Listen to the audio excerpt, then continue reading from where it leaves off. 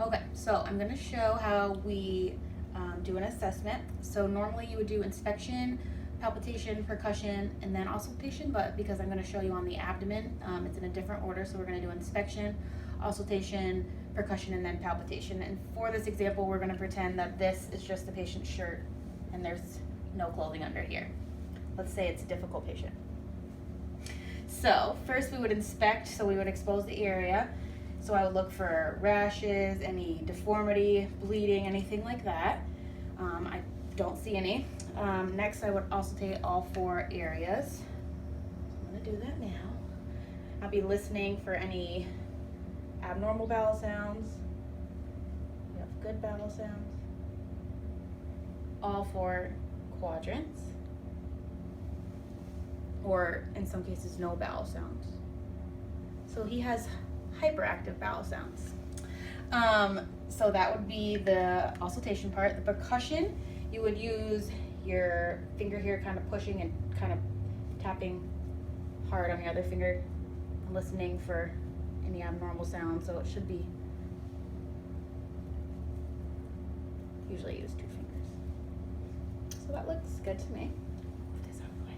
And then the last is palpitation. So when you do this, you also want to make sure kind of looking at patients' facial expressions or feeling for any masses or lumps. Is that hurting you? So that's that. The next thing I'm going to show you is how to do a radial pulse and then a apical pulse. So for radial pulse, you would take your 2 fingers and push down right here over, we call it the radius because it's a radial bone, so you can feel the pulse.